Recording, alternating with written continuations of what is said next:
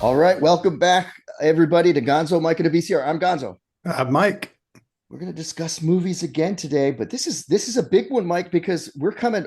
This is the most recent movie we've ever talked about. It's pretty crazy. So, and I think it's going to be a good one. So, um, we do have a super fan today. Our super fan. This episode is Top Gun Maverick, and it's our super fan Dago. So, Dago, introduce yourself. Tell us how you came to be a super fan of Top Gun Maverick, man. Yeah, I am a 90s kid, so I got to watch all the iconic movies that shaped not just my generation's idea of pop culture, but what has actually become the foundation of all pop culture. And that's just my opinion. Okay. One of those movies, I would argue, is definitely Top Gun, the first one. Yep. But if I'm being completely honest, other than probably Take My Breath Away and Danger Zone, I was not really a fan of that movie. Okay. Okay. So the moment I found out that Top Gun Maverick was coming out, and with how technology has advanced and being a movie enthusiast myself, seeing that evolution, oh, I was ready to check Yeah. it out, All right? right. So, yeah, and then whenever I actually watched it, and it wasn't just cinematically good, but it was like actually a cool movie, Yeah. I got super excited. I mean, it was the Top Gun movie that I feel like my generation was expecting and the one that everyone deserved. Okay. And I mean, let's be real. It has one-liners. It has real jets, a hero reconciling with his past, saving America and her allies, and it ends with like an '80s cinematic rock ballad, right? Yeah. Yeah. Like, how can you not love it? So, Yeah. Awesome. Awesome. So, yeah, man, we are glad you're here with us today. And guess what, Mike? What's that, Steve? Yesterday, today's May 17th.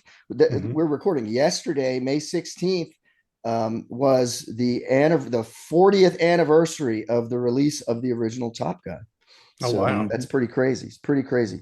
All right. So welcome aboard, Dago. We're going to get started here. Is everyone's cell phone silenced? It is. it is. All right, very good. So in this episode, like we said, we're looking at the 2022 blockbuster. I'm going to definitely call that action film directed by Joseph Kosinski, starring Tom Cruise, Miles Teller, Jennifer Connelly, and Val Kilmer in his final role. This is Top Gun Maverick.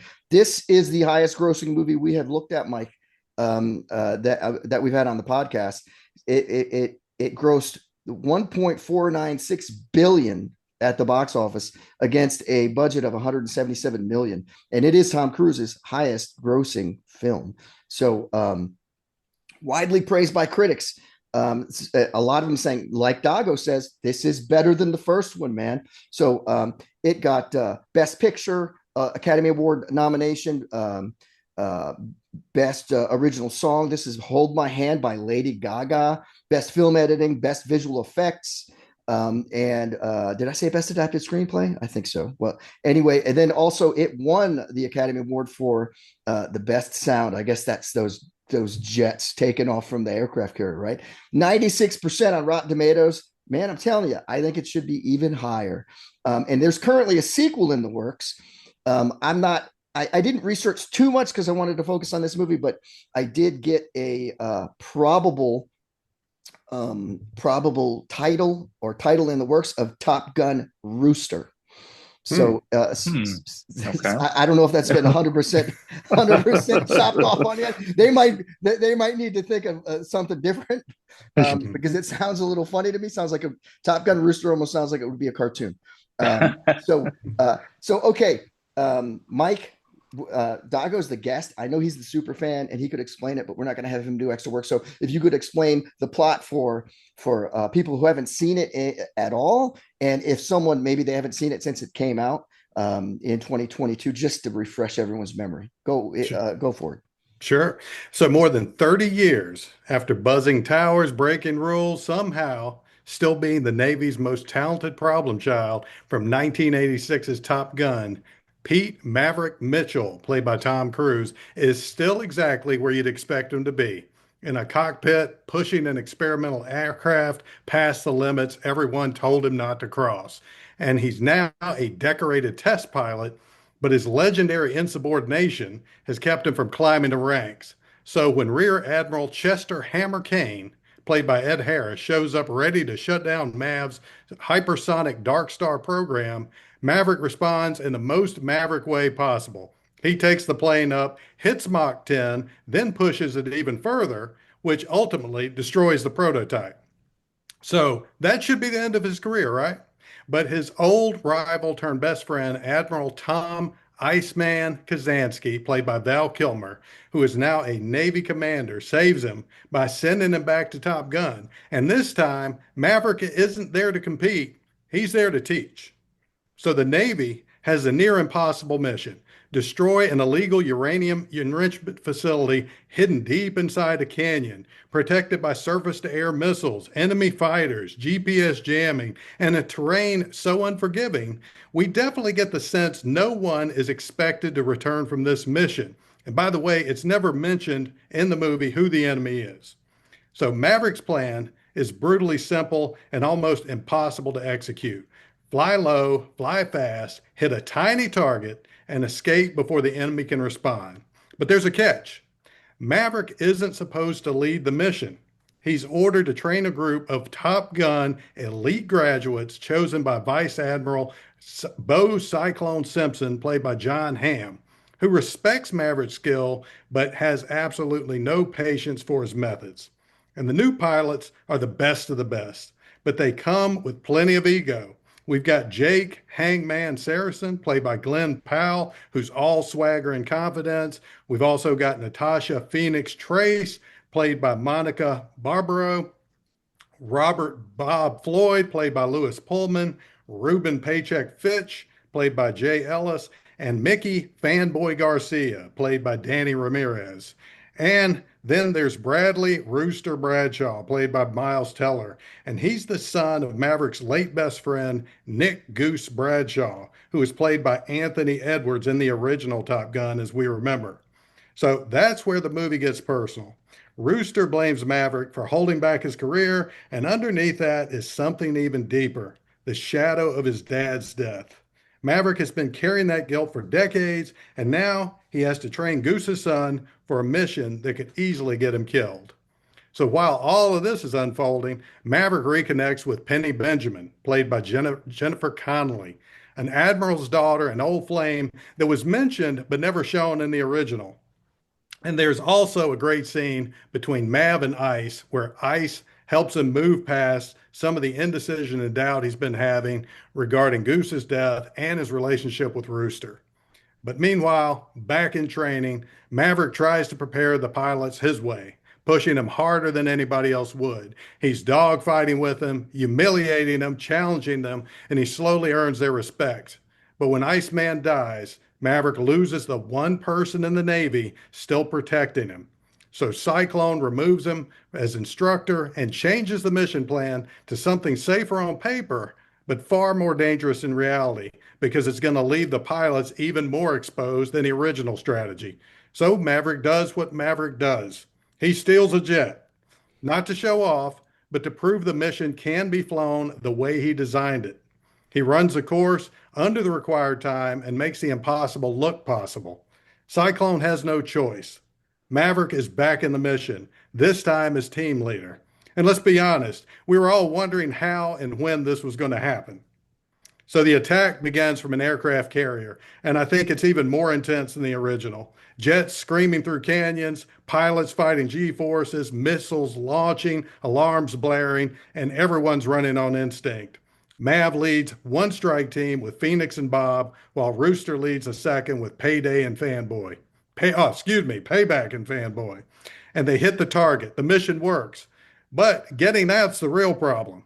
Enemy missiles fill the sky, and Rooster runs out of countermeasures. Maverick sacrifices his own jet to save him. and everyone thinks Mav is dead. But Rooster refuses to leave him behind. He turns back, gets shot down too, and the two finally reunite on enemy ground. So, with no good options left, Maverick and Rooster steal an old F-14 Tomcat from the enemy base, a perfect callback to the original Top Gun, and somehow manages to get airborne on a very short runway. They take out two enemy fighters, but when a third closes in, they're out of weapons. Hangman arrives out of nowhere at the last second to save them. They return to the carrier as heroes, with Maverick and Rooster finally having repaired the bond that had been broken for years. And the movie ends quietly, with Rooster helping Maverick work on his P-51 Mustang, which was Tom Cruise's actual plane, and with the past finally feeling less like a wound and more like something they can carry forward. Maverick flies off with Penny in that small plane. Rooster looks at a photo of the mission beside a picture of Goose and young Maverick, and the credits roll with Lady Gaga's "Hold My Hand" playing in the background. All right, very good, very good. What did he what do you have to add, Dago? Anything? No, Mike, you did a wonderful job, articulating exactly how it went and hitting all the highlights and the reasons why it's such a great movie. All right, very good. So one thing I would say, Mike, that not only did in the mission did they had to hit that target twice, right? So they hit it once, that busts open the tunnel or whatever, and then they have to hit it again. So it's even twice as hard a mission because you got to have two perfect shots, right? Oh yeah. That's hey, we need two photon missiles to take the Death Star instead of just one, right? So it's one of those things. So very good, as usual, Michael. So Dago, I know your first take was you love this movie. You told us that, but when did you first see it? Was it just right into theater when it got released? No, it was when it got released on digital. So probably sometime in early 2023, I watched it at a friend's house. Okay, very good. And Mike, had you seen this movie before? I had seen this. I have to just for a second return to the first one because we couldn't have this one without the first one. And I was 15 years old in South Dakota when I saw Top Gun, the original. And I did see the sequel when it first came out in theaters. So, yeah, it was one of the few movies we've talked about so far where I was in the theater the first time. Yeah, I saw it in the theater when it came out, and I don't know if you remember or if it was in every running. I saw it like it was around Christmas time, I think, when I saw it. And there's a message before the movie starts, after like the previews, um, Yep. from Tom Cruise, a very nice message where he like introduces himself and talks about it was. I don't really know what the point of it was, but he was just Mhm. very professional and very uh, like I'm thinking, I'm like, get on with the movie, but it was pretty interesting to see him talking. I don't know that he was like vying for like a charity or something. I don't think he was. He was just talking about everything that went into this movie. So it was pretty interesting to see that, though. I've never seen something like that in a movie before. So Mike, when you did see it in the theater, what were you thinking? What was your first take? We know Dago loved it when he saw it. Sure. Now, unlike every other sequel that we waited decades to come out, and there are several that come to mind right off the bat, Kingdom of the Crystal Skull, Dumb and Dumber, Yep. all of the Star Hmm. Wars sequels, at least for me, and Gladiator 2, which was a sequel no one was asking for. Maverick did not disappoint in any category. And I think probably if all of us are being honest, we're like, okay, it's been over 30 some years. How can this possibly live up to the original? Yeah. I loved it, man. I agree with you.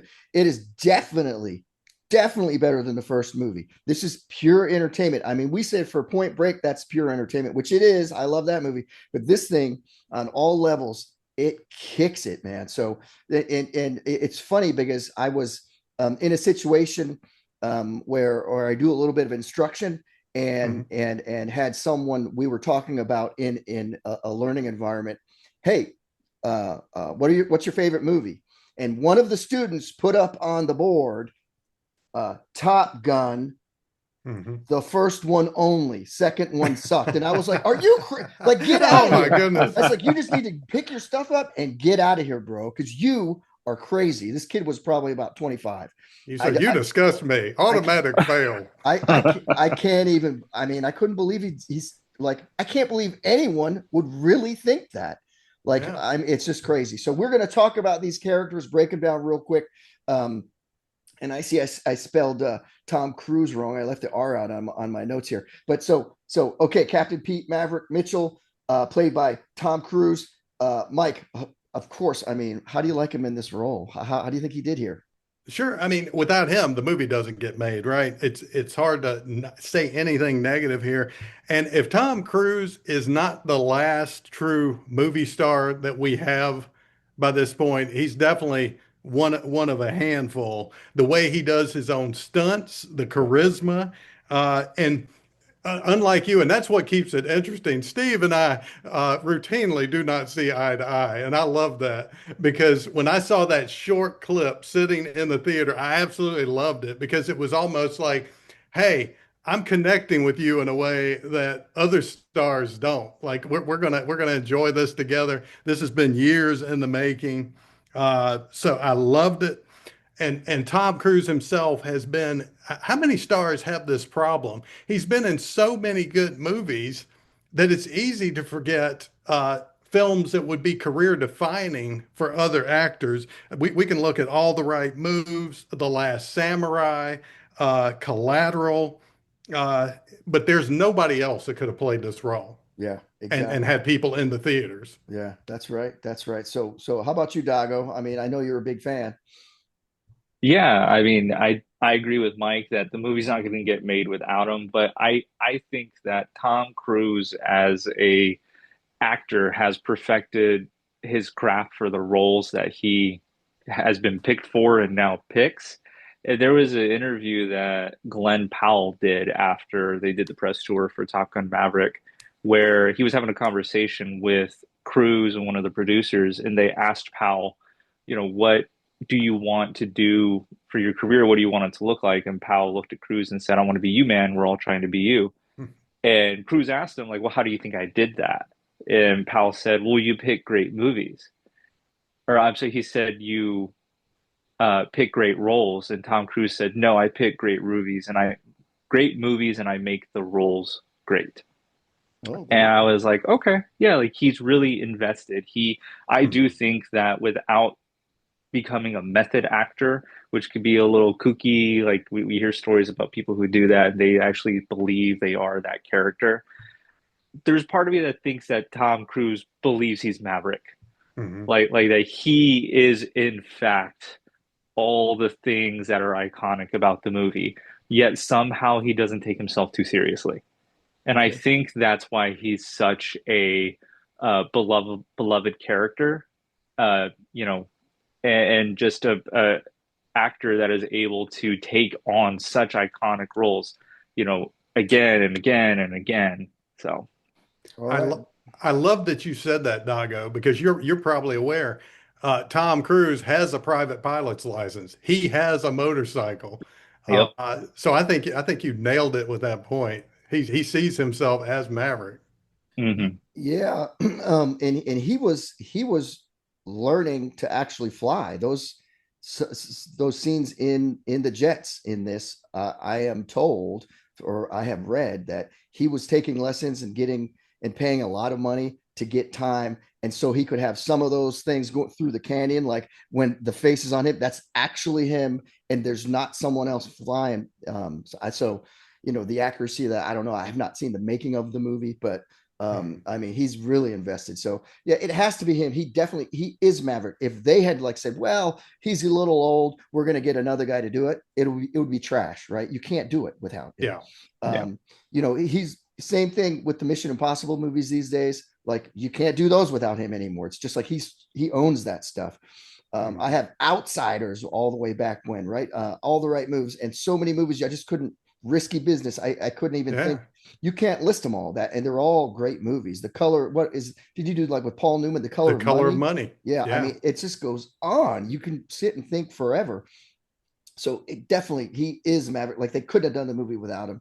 Mhm. And he was one of the producers too. So we're going to move on to Lieutenant Bradley Rooster Bradshaw. This is Miles Teller. Um, who this movie's sort of did a big thing for his career, I feel like. So how'd you like him in the role here as Goose's son, Dago? He was okay. I think what I liked most about that casting was how alike he looked, as similar to the actor that portrayed his father. Um, his acting skills are good, right? I don't think that he wasn't qualified or they should have picked someone else for the role. I know him from other projects. I first became familiar with him, I think, in 2011 for like a coming of age movie called 21 and Over. Okay. And it was like a slapstick comedy. Um, and then throughout his career, he was in some noteworthy movies that I never saw, but I heard were really good, like Whiplash with Yeah. J.K. Simmons. You know, he got an award for that. Also, part of Paramount, Miles Teller was part of a movie called The Offer, which dealt with the alleged real world scenario where one of the producers of The Godfather had to navigate the complexities of balancing making that movie in a way the studio was wanting and not upsetting the mafia. Okay. So he portrayed Wow. one of those producers. So he's got some like significant acting chops behind him. But in this role, I don't really think it was much of a career defining role for him, where he's now a new action star, the same way that it was for Glenn Powell, which I'll wait for when we talk about him. But I was happy with Miles Teller. I was happy with the casting overall. Okay. All right. Very good. Mike, what do you think? Yeah, no, I appreciate the background because I didn't really know anything about Miles Teller prior to this movie. Uh, the role may have landed more for me only because I hadn't seen him in anything else. So he could be this person. He could be Goose's son. Where sometimes it's hard if we see somebody in other movies like, I've seen you do better. I've seen you in better films, but well, not better films in this case. The thing I liked about him, apparently he learned how to play Great Balls of Fire on the piano, so no double was needed. I said, yeah, that I like that investment in the character. All right. Very good. Very good. Yeah. I mean, I thought he did a good job being bitter and like Mhm. upset at Tom Cruise. I think he pulled that attitude off. I think I'm going to disagree with the both of you. And I know I said this, had this argument with my wife. I was like, okay, he's tall. He has a mustache. He don't look like Goose. He's tall and has a mustache. That's it. And he's built. He worked out for this movie. Got built from the beach scene. You could tell that Goose was a skinny rail. Goose was the only guy you'll remember in the volleyball game back at Top Gun that wore a shirt the whole time because the other guys were ripped, right? That's a good point. And the guy who played that role this time was Pullman, right? Pullman's the only guy on the beach who had a shirt on. And hey, I'm not ripped. I'm not walking around ripped, but and I would wear a shirt too. Trust me, if they wanted to Mhm. put me on a scene on the beach. Um, but bottom line is, I don't know. I think he's tall and he's got a mustache. That's it for me. But I think he does a great job being bitter and getting over it. And he's sort of funny at the end when like they meet, and he's like, "You should be back on an aircraft carrier right now. What were you thinking?" And he was like, you told me not to think. Like, so he can get a little funny there if he wants. He did a great job in Whiplash. That's the other movie. I've only the other thing I've seen him in. I don't know if it was that great a job because I used to play drums growing up. So like to me, I've already got, towards that movie, I'm like, oh, this is cool because it's drums. And so, but I liked the movie. So pretty good, pretty good. We're going to move on to Penelope Penny Benjamin. This is Jennifer Connelly and Mike. What do you think about her? I think it was great that they had Jennifer Connelly because I think this could have been a forgettable role if they hadn't have had somebody like her, a great actress. Uh, Also, one thing I can say, and this may be a small thing, but she was age appropriate. She was a nice looking lady, and she, unlike so many actresses, if she's had any work done, you can't tell it. So she was great for the role. Um, I did notice she also drove a Porsche, just like Yeah. Charlie Hmm. from Top Gun. So he's got a thing for the ladies with the Porsches. And in terms of Jennifer Connelly herself, I don't know if either one of you have you seen Requiem for a Dream? No. No. If you ever get a chance, although you may need to be on antidepressants after you watch it, it starts off and just it's a downward spiral, and at the end, uh, but it really impresses me with Jennifer Connelly. If you ever get a chance to watch that one, it's a heroin addiction movie, basically. Oh, okay. All right, Dago, how'd you like her in this? I liked her. I thought she did a good job for what the role called for. And with me being a super fan of the movie, I think it gives me some, I guess, license to criticize it a bit heavily. I felt like the writers for Penny's role did a disservice to Jennifer Connelly's like resume and like who she is as an actress in the industry. What I mean by that is all her interactions with Maverick were a little sappy for me. It was almost a little too nostalgic of the 90s, 80s. Hero walks up to the love interest in the bar and she swoons all over him and he doesn't have to do much. And all she wants to do is play hard to get. So I think that her role wasn't too deep and she definitely has proven through her career that she could bring more for the role, and she did in the emotional scenes, like when Pete tells her that he's going to have to deploy on the mission instead of teach it, and she portrays that very well because there's no dialogue in that scene. That he just shows up and it's a nice intimate party. People are having fun.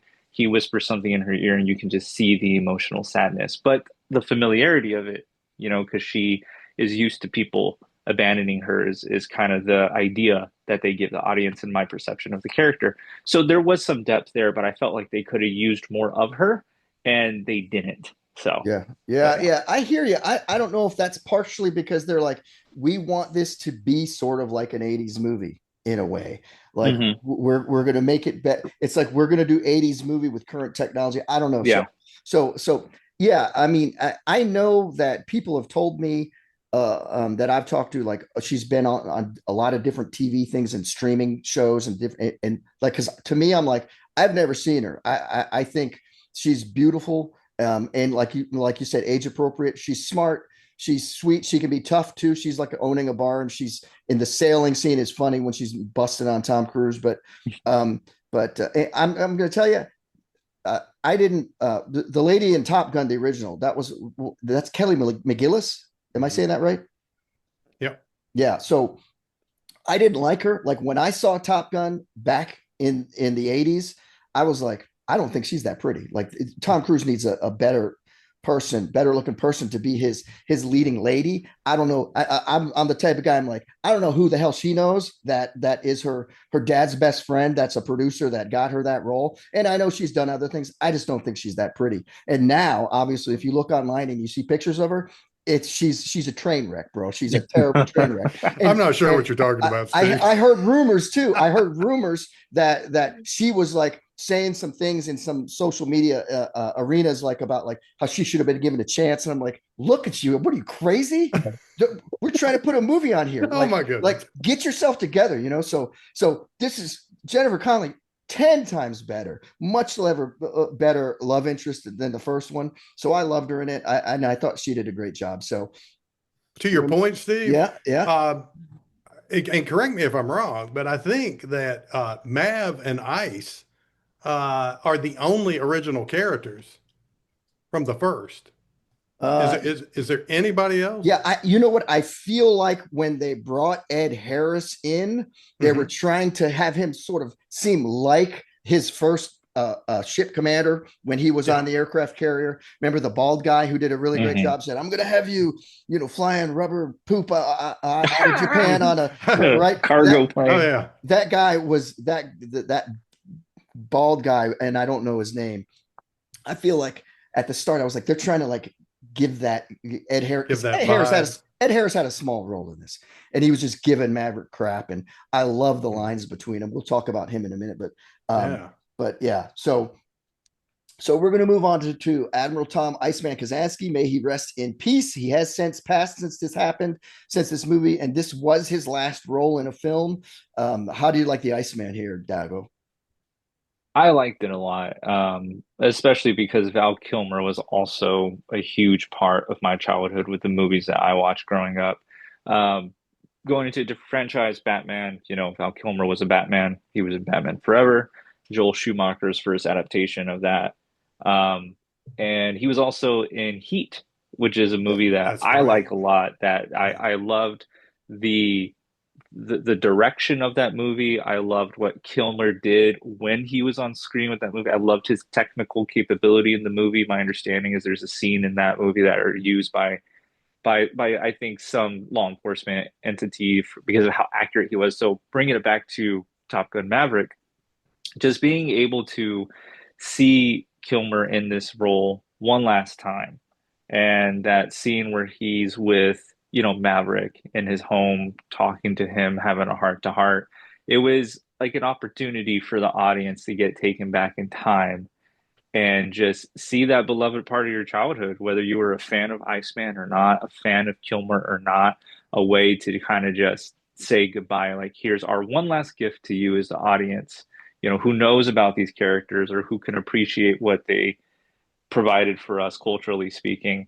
And I mean, just like we said, it's not going to be Top Gun Maverick without Tom Cruise. It's not going to be Iceman without Val Kilmer. That's right. That's right. Yeah. Mike, how did you like him here? Yeah, I totally agree with Dago. That scene made it less Hollywoody and more flesh and blood because you could tell, Hmm. you could feel some of the real relationship between Tom Cruise and Val Kilmer there. And I know Val Kilmer said they had to do so many takes for that little small scene because they kept laughing. And I guess remembering good times and just having trouble with the lines. From what I understand, they had to use AI to even do the voice because Val Kilmer had completely lost his voice up to that time. So even that little bit of dialogue that he said was computer generated. And to have that parallel between what's going on with that character and the exact thing that was going on with Val Kilmer at the time, that was crazy. I'm glad Dago brought up Heat. I'd forgotten about that.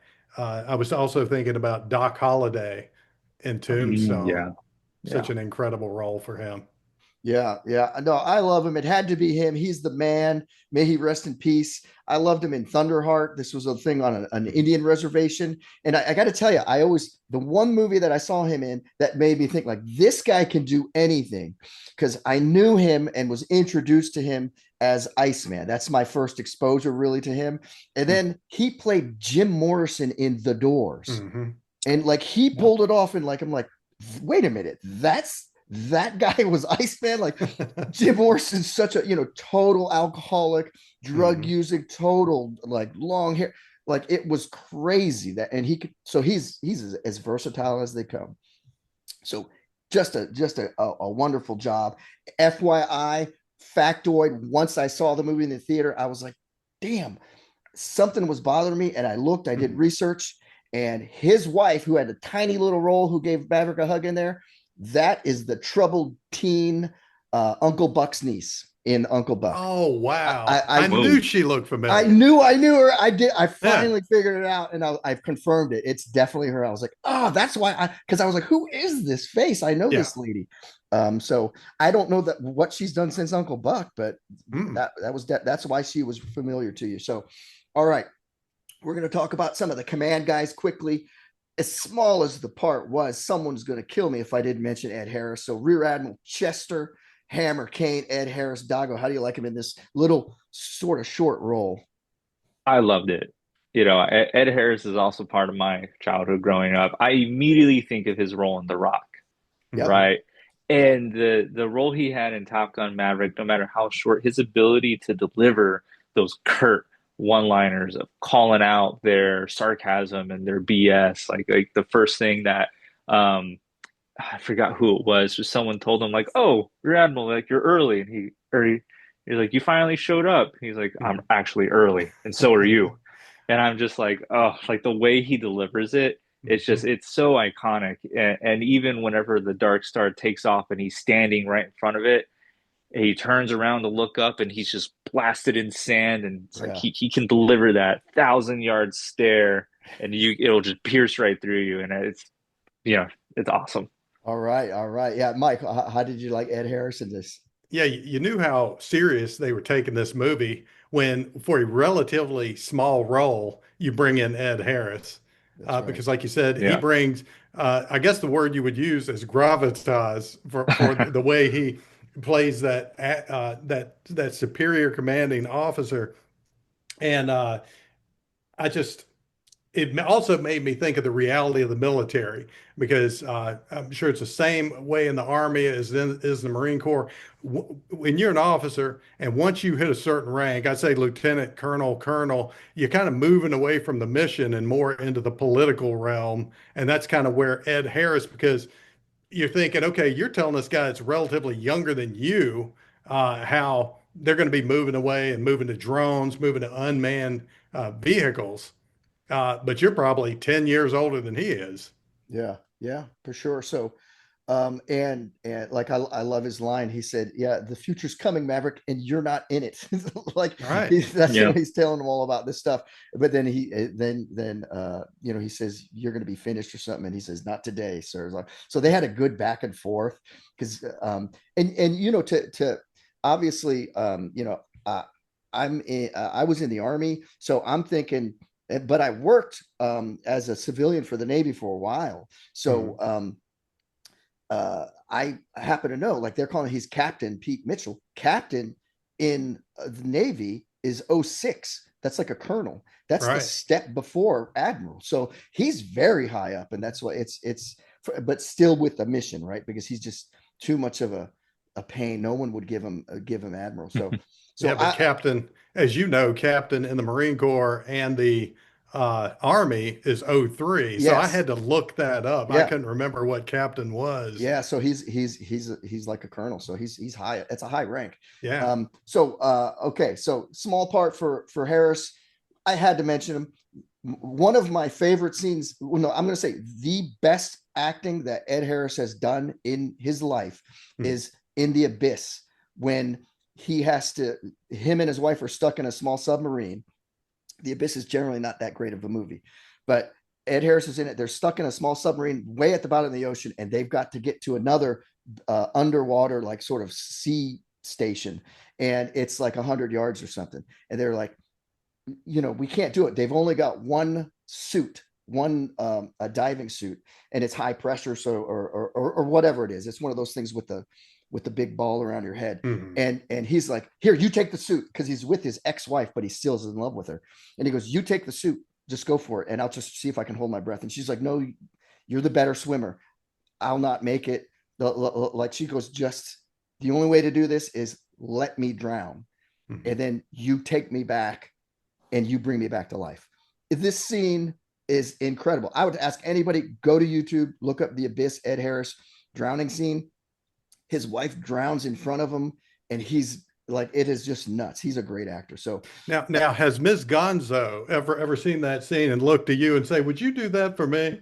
uh, she she's seen it, but she's never asked that because she's like, I would never be down in a submarine. Uh, So yeah, he was great in The Rock. I loved him as he played the iconic Gene Kranz, Mission Control, the manager of Mission Control for the Apollo missions in Apollo 13. He did a great job at that. He was an astronaut in The Right Stuff. He mhm. did a great job in this movie Stepmom with Susan Sarandon, and what's the other one named, the younger lady? I can't remember her. But he's versatile too, man. So Yeah.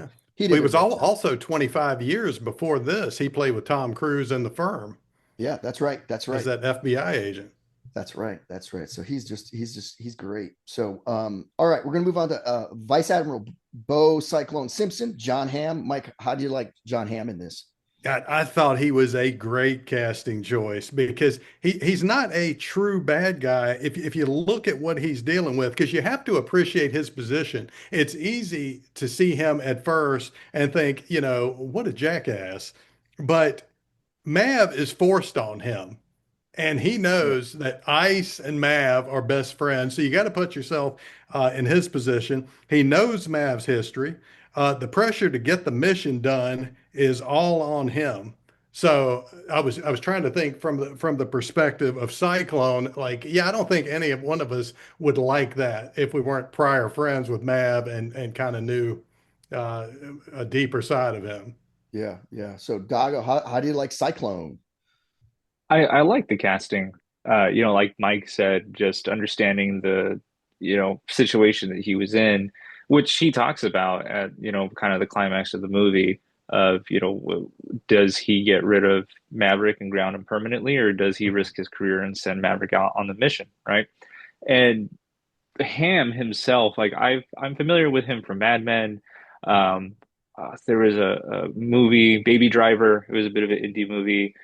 He was kind of like the antagonist, or he has such a versatile ability to act as either the protagonist, the antagonist, or the flawed protagonist, right? He's in a series right now on Apple TV.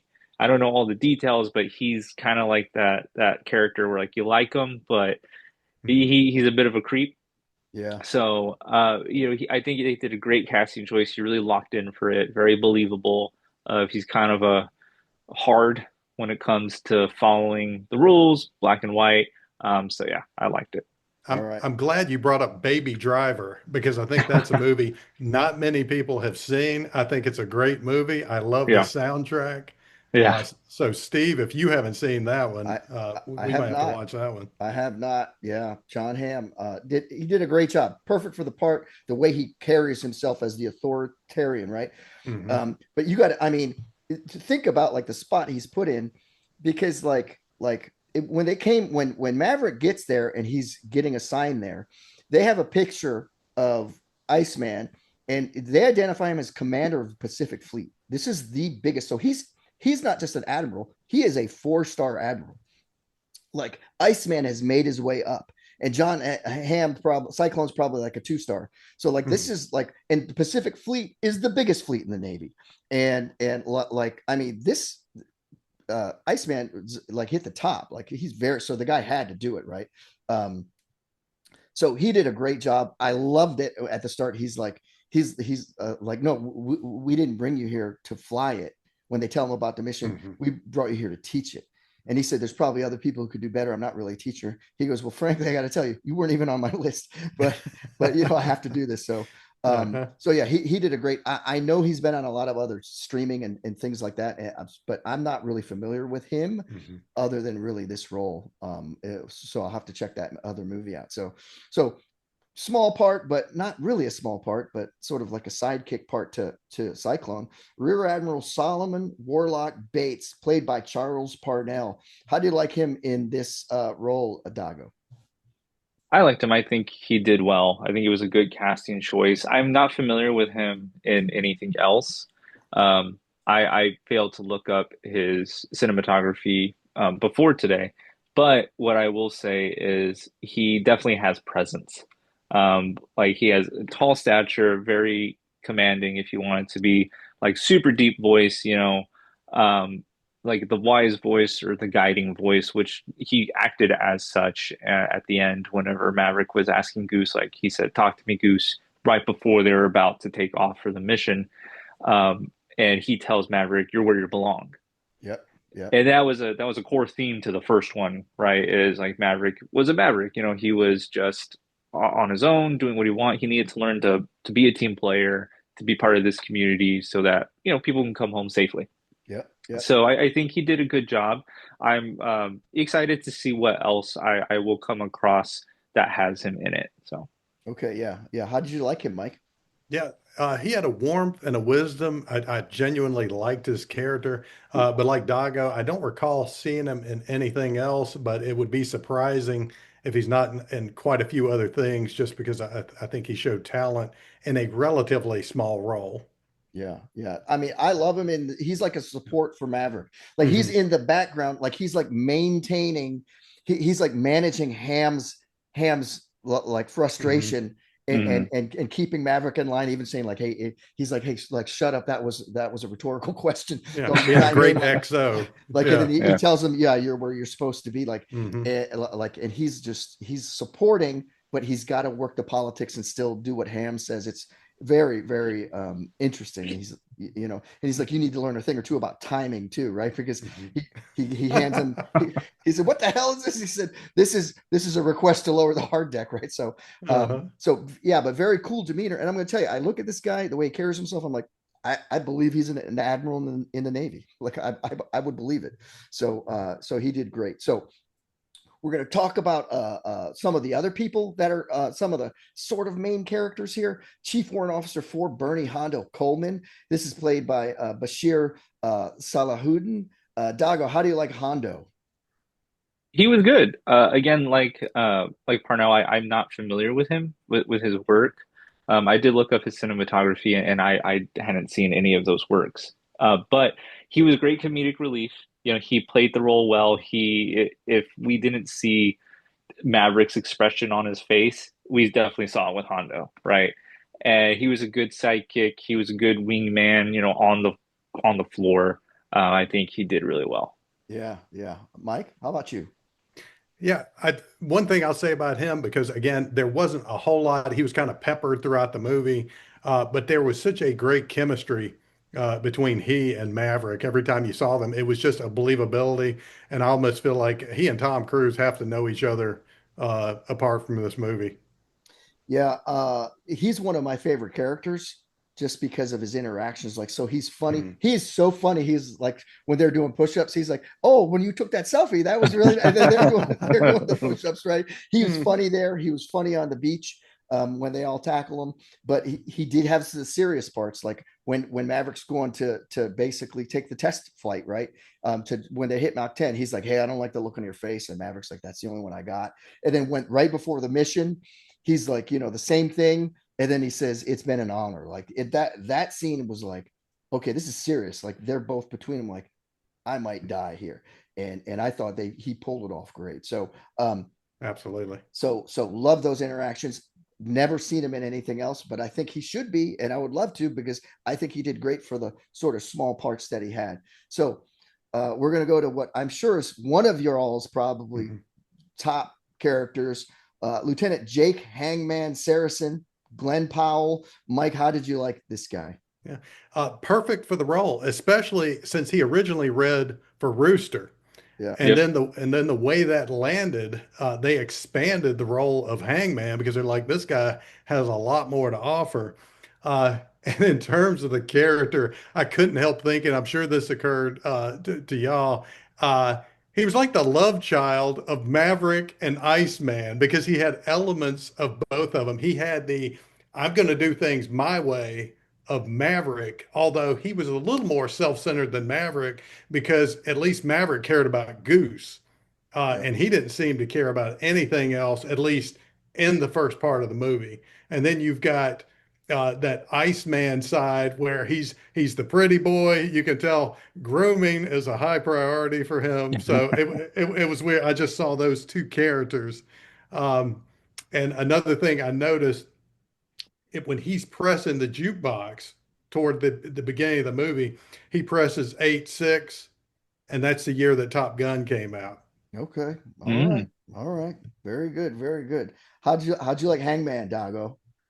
He was my favorite character. You're right about that. Mhm. For a variety of reasons. I mean, focusing on the character himself, Hangman, I feel like everyone who's really good at their craft or whatever it may be, at one point in your life, you came off like Hangman, right? Right before you get humbled, right before, for whatever reason, you didn't win, you weren't picked first. You then kind of morph and evolve into Maverick, right? And I definitely think we saw that whenever Hangman tells Rooster before they deploy, like, give them hell. Yeah. And that's all they said, right?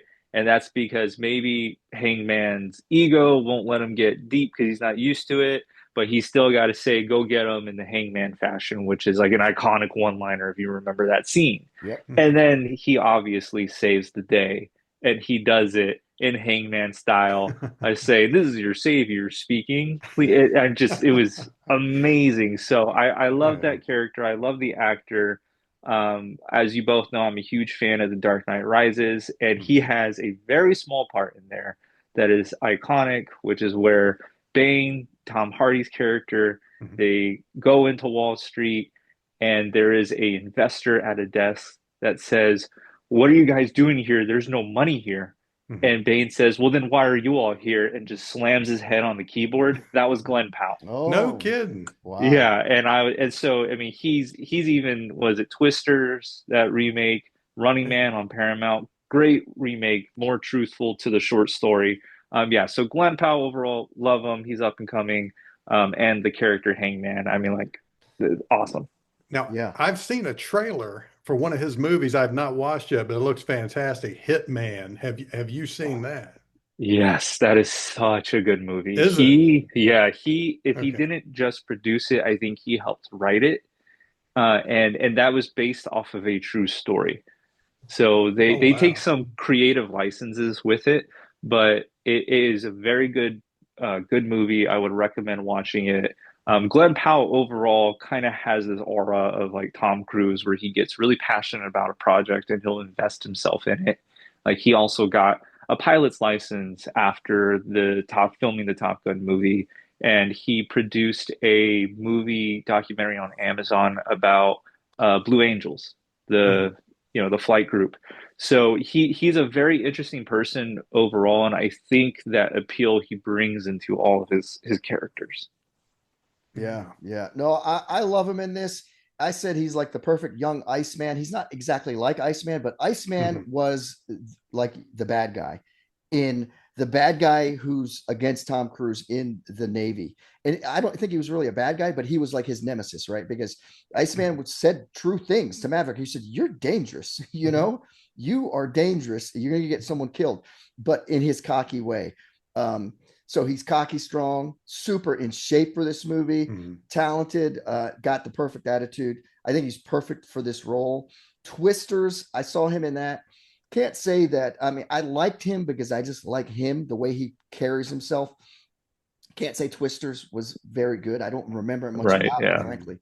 I had seen him on a rom com that my wife was like, "Oh, let's watch this on Netflix, some movie," and I was like, "Oh, that's the guy from," So he's done a lot of little things that a lot of people probably don't know about. So, but he does a great job, and I'm hoping, like anything, if there is a Top Gun Rooster sequel, which I'm hearing is in Mhm. the works and I'm reading is in the works, whether they call it that or not, he's got to be in it. He's got Oh to be yeah. in it. I'd love to see him in it. So he That did. that title is reminiscent of like Creed to me. It's Yeah, almost like they're passing the torch yeah, yeah. if they go with No, that. exactly. Because, and that's one, I think I have it on a note a little later, but we could talk about that now. I'm like, Cruz is getting old. And so, like, if there's Hmm. another, there's like when Stallone finally was like, "Hey, I got to pass this man. I can't pull Yeah, it off anymore." I think that's probably got to happen because as good sure. as Cruz looks for his age, I mean, Mhm. it's just going to be unbelievable at a point. So Lieutenant Natasha Phoenix Trace, played by Monica Barbaro. Dago, how do you like her here? She was good. She did well. I'm not familiar with her work. That was the first time that I have seen her. My only knowledge of her beyond Top Gun Maverick is that I believe she is in a relationship with the second Spider-Man, Andrew Garfield. Hmm. Um, but in regards to the role, I feel like there was a underdeveloped relationship between her and Rooster, whether that be friends, more than friends, mentors. I don't know. I couldn't tell at first, or maybe even like brother and sister. I think that she did a good job of hanging with the boys, right?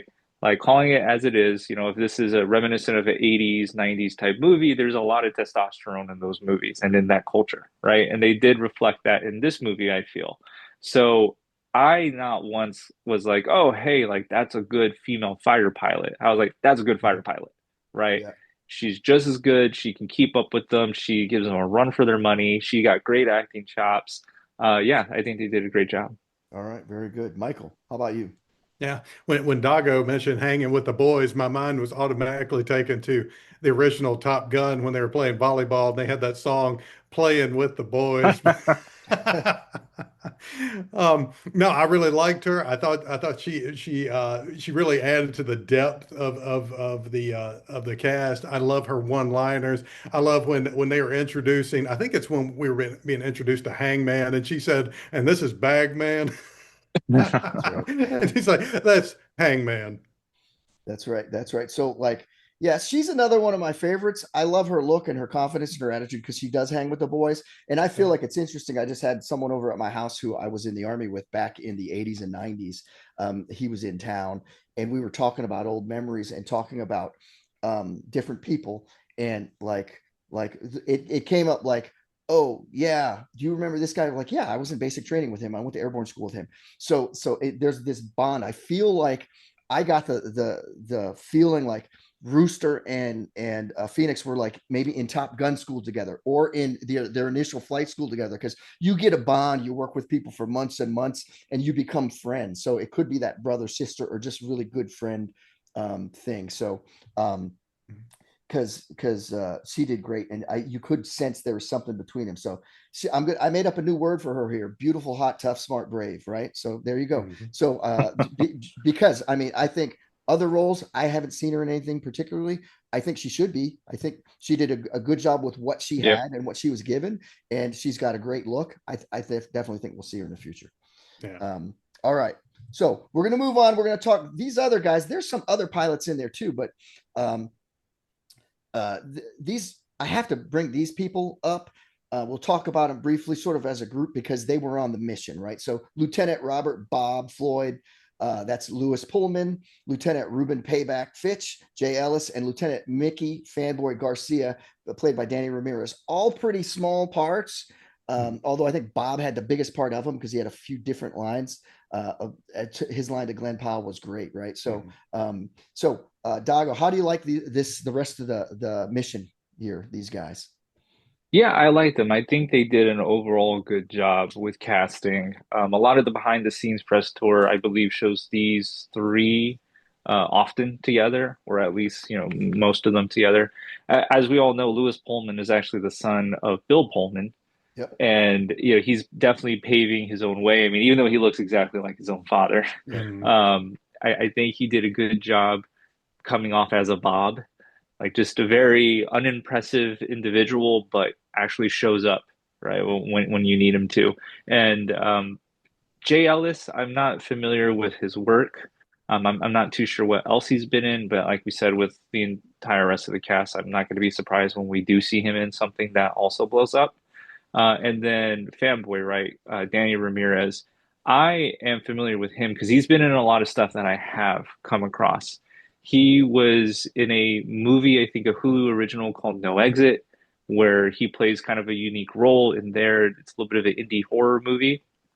Definitely some versatile when it comes to acting in that regard. He was also in The Last of Us, the HBO special in the Okay. second season. He was one of the antagonists, and I did not like his character. Like you loved him in Top Gun Maverick, and I hated him in that movie. Mhm. Like he was really good in that way. And then a factoid about Lewis Pullman and Danny Ramirez, they are now both in the MCU Oh. because Lewis Pullman plays a character called Sentry in the newest phase of the Marvel Cinematic Universe, and Danny Ramirez is the new Falcon of again the Oh. MCU. So they're going to end up teaming up in the coming up Avengers Doomsday movie this December. Okay. All right. All right. What about you, Mike? How do you like these guys? Yeah, I like him. I think it speaks well of them that they didn't have big roles, but in this type of movie with this cast, the way you would distinguish yourself is to be bad at your role. So I think it was good that nobody stuck out as like I can see them acting versus everybody else. Um, in terms of Bob, like we've talked about, it's funny that his personality was so vanilla that he didn't even get a call sign. They just pretty much called him by his name, and his character stood out.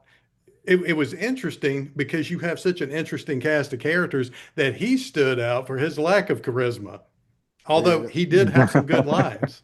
Yeah, he had some good lines. Like Yeah. he said to Hangman, "However you always manage." Right. That was a Hmm. great line. But I love that Hangman said, "Oh, I figured it out. It's baby on board, Bob." Right. So Uh-huh. that was great. And I figured out he looked so much like his dad that it was Bill Pullman. Like when I was watching the movie, I was like Hmm. that. I said to myself, that guy is the president from Independence Day's son. Like, Yeah. because I couldn't remember Bill Pullman's name, and Hmm. then I go look it up. I'm like, there you go. So that's what I always think about with Bill Pullman. I think of Independence Day. So other roles, I haven't seen him, but I'm sure we'll see him coming up, like Dago said, in some of them in the Marvel universe. So, all right. So Dago's our super fan. I'm going to let him go first. What's your favorite part or scene of this movie, Dago? The Dark Star sequence.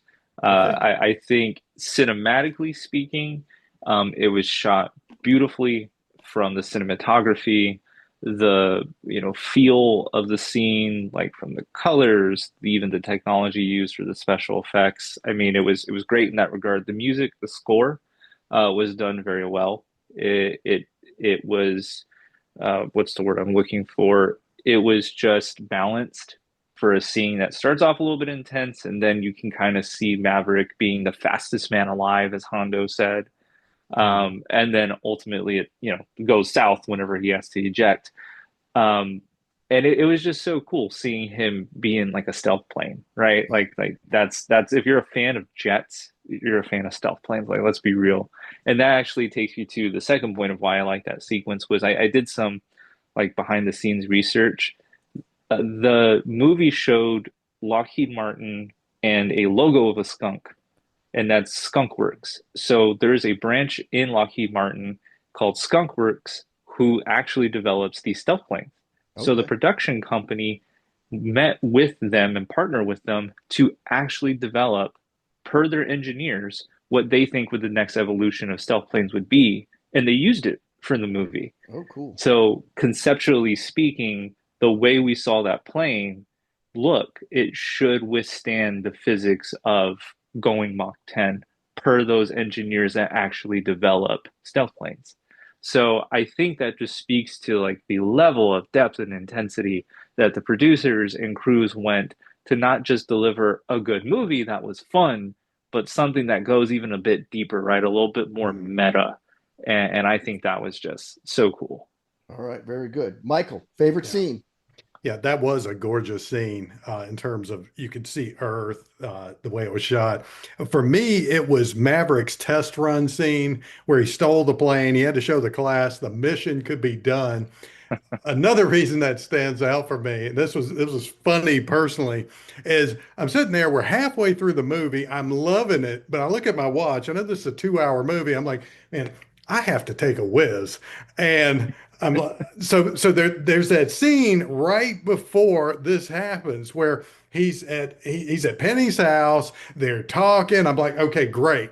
Things are slowed down. We're in a dramatic scene. I dart off to the bathroom. I come back halfway through that scene. My buddy's like, "Hey, man, you just missed the best part of the movie," and Oh, so I had to see it again. And that is my favorite scene. So I missed half of it the first time I watched it. All right. All right. Yeah. So yeah, I think is it like 2 hours and 20 minutes, I think, or something. It's Um, definitely over two. yeah, Yeah, yeah, for yeah. sure. So, but you don't, I didn't really notice it, but because I think it moves quickly and jumps from scene to scene, but sure. definitely I'm with Mike, definitely the Maverick pulls it off before he does it. Leading up to it, and when they're all watching, the looks on their faces when like they're all like, oh, like everyone's like leaning in suddenly, like, oh, he's Hmm. doing this.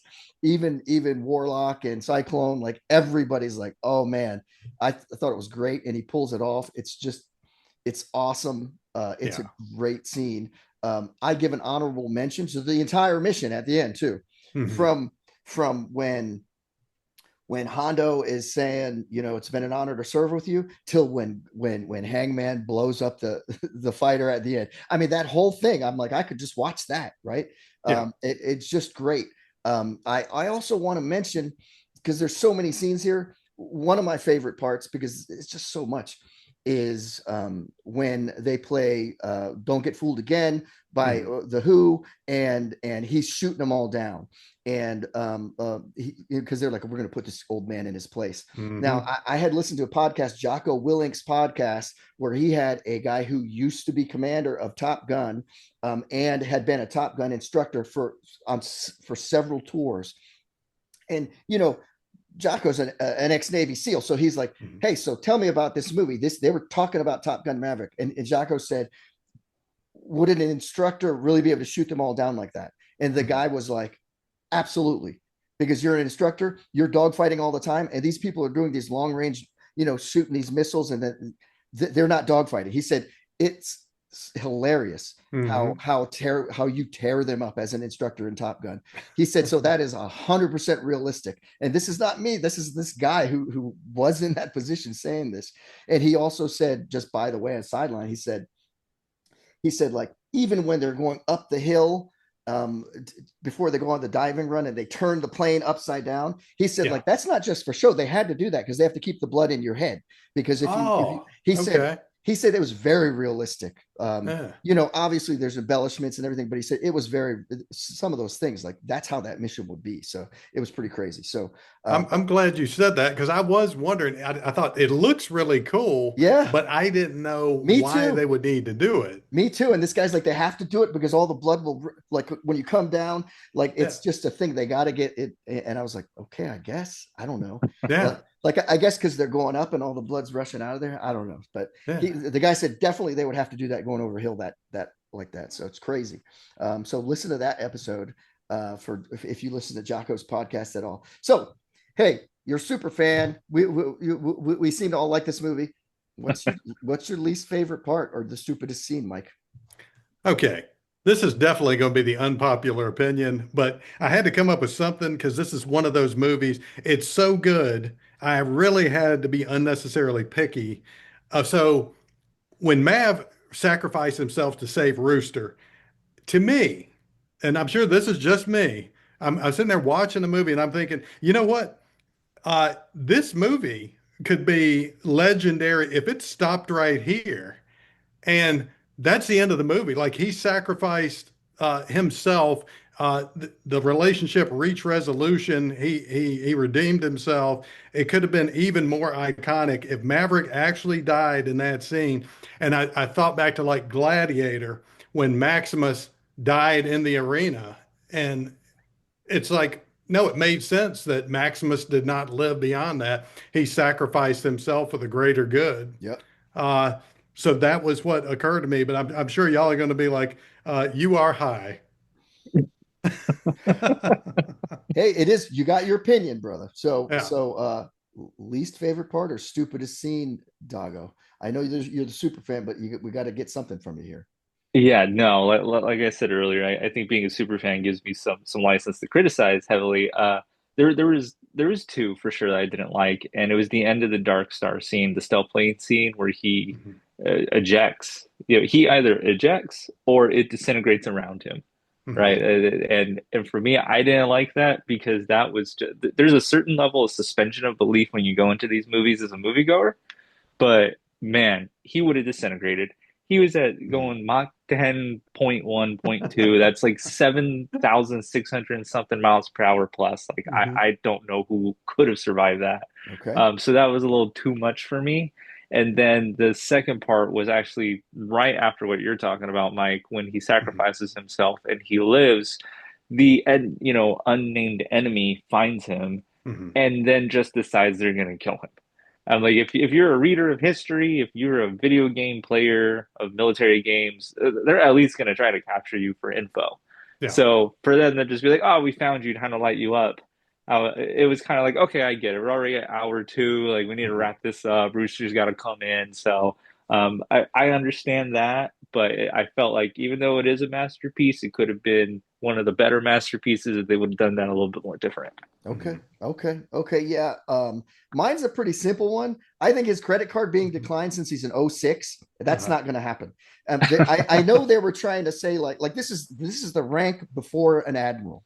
This guy's been into. I mean, they make decent money. I know they're trying to say he's a maverick. He gets in trouble all the time. He's an '06. His credit card would be fine, especially because he's a single guy. It's not like he's putting 10 kids through college or like he would be fine. That's just, I know they wanted a way to have his introduction to the training crew as like, oh my God, this is the guy that we threw overboard. But I just think that's dumb. Figure it out another way. Right. So, but it was hard for me to think of this because I do like it. I feel like Dago, your point makes sense, and I think that's why, like in the old movie, they would have showed the ejection, and I think here they're like, well, we we don't know how we would even do that or what. Let's just I'm let's not even just sure have what him that would look like. let's just have him walk into the diner. And I do like the little kid. He goes, "Where am I?" And the kid's like, "Earth." Oh, that was awesome. That's funny. But yeah, it's not easy to find something really really bad about this. So additional comments, anything that you want to bring up that we haven't discussed, Michael? Yeah, I know we do honorable mentions on favorite parts. I was thinking it's a very, very small line, but I absolutely love it when Mav first gets there and he's talking to the commanding officer, and they mention, him being number one at Top Gun or whatever. He said, "Well, I'm actually number two. Uh, just want to manage expectations." That's I right. love that. It's such a throwaway line, but I thought that was amazing. Um, and secondly, we've kind of been talking about it all the way through. I love the soundtrack and the music was such a big part of the first one. This is no different. Uh, the fact that they got the Hold My Hand by Lady Gaga, which essentially replaced in my mind the Take My Breath Away from Berlin, and it hit great too. Like it was Mhm. the romantic theme or the ballad or whatever. Just great music. All right, Dago, what about you? Any additional comments? Yeah, bear with me on this. I'll try to be as concise as possible. Um, I don't know if people know, but the cast went through a 4 to 5 month training process to actually be accredited by the Navy to just sit in the F-18 cockpit Oh, because they had to, legally speaking. Hmm. And that was like a condensed version of what F-18 pilots actually go through for over 2 years, I believe. okay. So it was something that was developed by Cruise, the production company, and the instructors and some of the people in the military. And some of the instructors thought at least one cast member was going to wash out, and none of them did, which they found, pretty honorable, especially because the scenes that we see of them in the cockpit under the G-force, Yep. they're actually flying and experiencing that G-force. And a cool thing about that is in these scenes, whenever we see the pilots talking to each other in the comms in these dogfight scenes, the way that was actually shot was they couldn't communicate with production, with the director, with the other actor. They were running the lines by themselves and imagining what the dialogue would be and then responding to it. And then post Oh production, wow. they're actually putting it together. So they had to do that while trying to fight, the flying in an F-18 with the real pilot in front of them. So Mhm. I thought that was super duper cool. And then also mentioning Miles Teller again. Um, do you all know that he was in a remake to another 1980s hit way before? I refuse to watch it, but I think it was Footloose. That's the one. Yeah, that was. I should say that was actually maybe one of the first times I saw him. But yes, so a little factoid there. So two remakes he has under his And belt in how that was the regard. remake? Just real quick, because I never saw it. I don't know if Steve saw it. I Uh, believe I've seen it like come in on halfway through and finished it or something. Okay. I think it was pretty lame. So yeah, I would agree. I was gonna say, don't waste your time, Mike. Hmm. yeah. But yeah, that's. I'm pretty sure there's more I can come up with, but yeah, that's pretty much all I got right now. Okay, yeah. The Yeah. main thing I had here was just like, hey, I can't wait for the sequel to see what they do with it. But like I already said, I already mentioned Stallone, phasing himself out and getting into Creed. Same thing's got to happen here because Cruz he's getting too old, right, to be believable as anything active duty. So, Mhm. can you imagine someone who's been on active duty since 1986 and they're still on it in 2000? I mean, come on, it's not going to happen, right? Mhm. So, all right. So, Dago, as you know, we always say it wouldn't be worth watching it if you didn't get a message, a lesson, or moral from the story. What do you take from this story? The first obvious one is America, heck yeah, right? Okay. That's Oh yeah. but also on a more serious note, uh, that whether you want to say it's time to move on or we all need to evolve, we all need to grow, that resonated a lot with me. because like I mentioned, I knew of the first one and saw the first one in the 90s as a kid. So what that means, I watched it on TV. And then seeing this again as a sequel or a requel, if you want to use that term, and reevaluating where I'm at in my life, I really identified with Maverick, where there was something that I ended up doing in my life that I love, that I really wanted to perfect as a craft. And I am getting to a point like Maverick where it's maybe time for me to turn around and teach the next generation.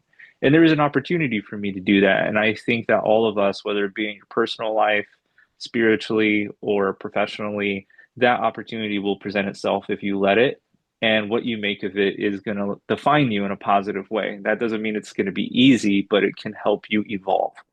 And I think this movie is kind of a love story to that for us 90s kids, right? And I think that it was really, really deep for me, just learn to let go, learn to take an opportunity to evolve. I think that's kind of the moral story that I took away from it.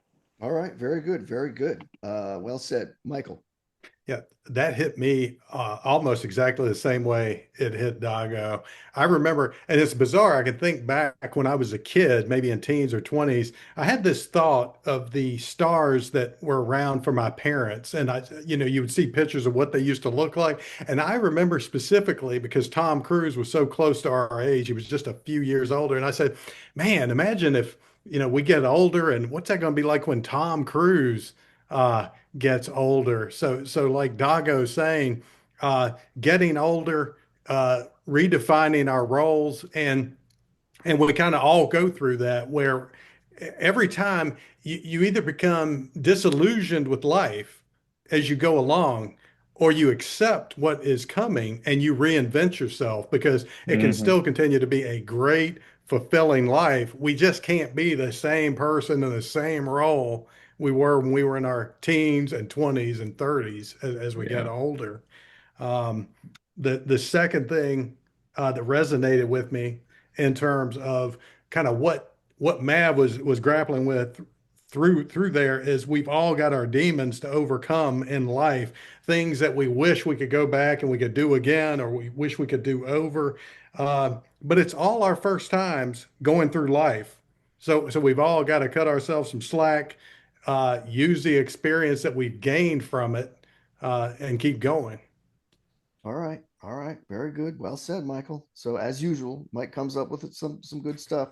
So well, I took from it, like, listen, there's a lot of little messages in here. Communicate, don't hold secrets. The whole secret thing between why he pulled his papers for the academy, you need to talk about that. His mom is gone. He's not going to hate her for that. Just say, hey, this is what happened, right? And for on Rooster's side, believe in yourself, take some risks, right? He's maybe in this job, you can't afford to be so risk averse, right? And that sort of was what everyone sort of labeled him, and why Hangman had a problem with him. So you'll be surprised at what you can do, because look, he pulled off the mission in the end, right? Um, be a competitor, but listen, Glenn Powell's character, don't be cocky about it. You don't need to do that, right? Um, and with Iceman and Maverick, keep up old friendships, the real ones, right? Get in there and still be friends with those people. I just met a guy that I hadn't seen since like 2003, I think, yesterday, and he spent the day at my house. And it was great to see a guy that I originally met him in 1989 when I was stationed in Italy, right? So I mean, like, it's people who are real friends and you've had some history with, keep in touch and honor those relationships. Of course, like Dago said, have a sense of duty, honor, be a patriot. But I really like to follow your heart and be who you are. Like when Tom Cruise said, "Hey, listen, I'm a fighter pilot. It's not what I am, it's who I am." Yeah. That is Yeah. huge because, I mean, personally for me, like where I am in my career right now, so many people for the last probably 9 years are like, hey, you got to get out of what you're doing if you want to move up the ranks and do this. Here's what you're supposed to be doing. And I'm like, I like what I'm doing, and I think I'm being useful, and I'm happy, and Mhm. that's what I want to do. So don't always, like, people have this, here's how you're supposed to be. Just be who you are, and follow that. And I think that's, he had that realization. He's like, hey, I don't care if I'm an '06. and Mhm. I should be an admiral or a senator, according to Ed Harris by now. He's like, this is me. I like this and I want to do it as long as I can. So, Well, you bring up such a great point, Steve, because so many people have the best of intentions when they're giving you advice, when they're mentoring you, whatever. But too many people try to project what they would do or what they want or what their goals are onto you. yeah, yeah, and I mean, even as a parent, I've done it. I'm sure, like, hey, you Yeah, should do this. You should, but then there's a point you're like, what, do whatever that you want, right? sure. Yeah. Except for robbing banks and getting thrown in prison or something, right? But Unless you're really good at yeah, well, if you can Maybe that's just who you are, Steve. hang with Bodie Zafta and the crew, so right. So, That's right. all right. So, your take on it now, Dago? Still love it? Oh yeah, absolutely. I rewatched it with a bit more of a, I guess, critical or technical eye in anticipation of this, podcast, but I still loved it. It was still just a fun time. I watched it last night, so it was fresh, and I did the whole movie going experience with like popcorn and my choice of food and treats and whatnot, and it was a blast. I mean, it left me feeling all the things that we've been talking about, but it also left me saying like, man, I want someone to look at me the way we got to look at the cast members when the credits were rolling, listening Hmm. to Lady Gaga with that like rock anthem ballad. Like it was just, it's awesome. So you recommend this movie for anyone who Oh, hasn't seen it? yes, absolutely. Okay, Michael. Yeah, I absolutely recommend it. This is one of those few movies where I think it gets better every time I see it. And unfortunately, and I know all of us love movies, and you both may feel differently, but it's getting so rare for me now to, when I was growing up, I would see a trailer of Raiders of the Lost Ark or The Dark Knight or The Matrix, and I could not wait to get in the theater. And this is one of a handful of movies in the last few years. When I saw the trailer, I had that feeling again.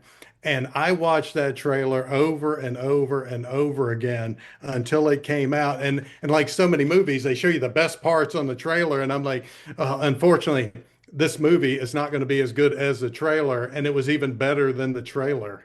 There you go. There you So go. Yeah. absolutely. So yeah, I tell anyone to watch it. I would say watch it, own it, and watch it again when you need some Mm. good, exciting entertainment, because this is a great movie. Yeah. So we're going to our rating to remind everybody. Hey, if a movie's well below average, terrible movie, bathroom break. That's the rating. You don't even like Michael took, right? I don't know what you're doing, Mike, taking a bathroom break in the middle of the scene. And so below average movie, no snacks. Maybe I just sit and scroll on my phone or something while the movie's playing. I'm not paying attention. Average movie, Coke. I'll sip a Coke, watch it. Above average, a Coke, popcorn, and an awesome movie. A Coke, popcorn, and a box for me of Raisinets. I would say your favorite candy movie. I know Michael goes with Goobers. So, Mhm. how do you give? What rating do you give this, Dago?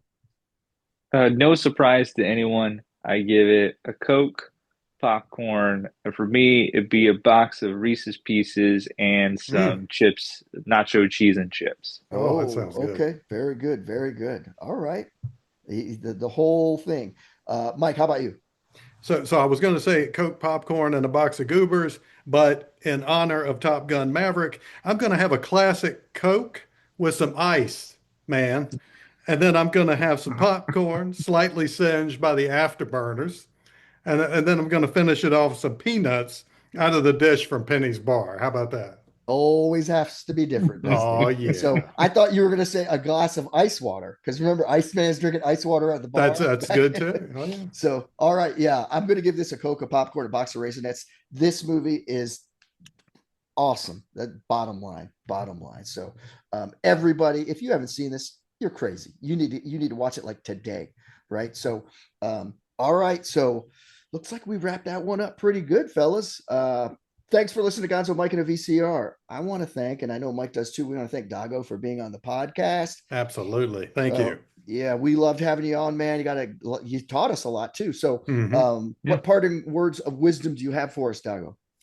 Ooh, I would just say keep watching movies. It's a art form and medium that we need to keep around as long as we can. Go to the movie theaters, suspend your belief, have a good time, don't take it too seriously. And I appreciate you having me on. All right. Thank you, brother. So we loved having you on. If you enjoyed the show, people, please follow or subscribe. We'd appreciate it. We'd love it if you'd share it with a friend, anyone who's a movie lover or maybe an 80s enthusiast or even a 2020s enthusiast for this movie, right? So if you have a movie you'd like us to watch, or if you're a super fan like Dago and want to be a guest, even if you just have a comment, or if you'd like to tell us what your favorite soda was in the 80s, I'm thinking I'm going to call you, Michael. I'm going to say it's Mountain Dew for you. Oh, and I hear that Southern bias That's coming right. through. That's right. Actually, I love Mountain Dew, but I'm a simple man. I was actually a cherry Coke guy. Love Okay. cherry Coke. Okay. I will have to say I had a job working at an Amoco gas station right after high school, and I opened the place up at 5 a.m. So Jolt Cola was my thing back then. So how about you, Dago? Ooh. I would have to say classic Coca-Cola, All right. honestly. There. Classic Coca-Cola before they called it classic, when it was just Coca-Cola, right? So for those who remember that. So, all right, if you want to do any of those things, shoot us an email at gonzomikevcr@gmail.com. That's gonzomikevcr@gmail.com. I'm checking that once daily for you, Michael. Additionally, leave comments on your listening platform, Apple, Spotify, YouTube. We'll respond to those as best we can. We've got polls on Spotify, and I'd like it to be some more people taking it than just me and Mike when I see that there's just 2 votes. That's upsetting It's people. always 50-50, Steve. Yeah, that's right. You got to hook us up. So on our next episode, we have another super fan, Mike. We're going all the way back to 1993 to look at a coming of age crime drama directed by Robert De Niro. He's also in it. Tell them what it is, Michael. Yeah, so this is a great gangster flick with a twist. So instead of playing the lead, Robert De Niro plays a father who works hard as I believe it's a bus driver, Yes. while Chaz Palminteri plays the local crime boss. We're going to be talking about A Bronx Tale. Yeah, it's an awesome one. It's an awesome one. So, all right, folks. So we're looking forward to that next one. So that's a wrap. I'm Gonzo. I'm Mike. Until next time, keep watching movies. Gonzo Mike and VCR is produced by Gonzo Mike. All rights reserved. Gonzo!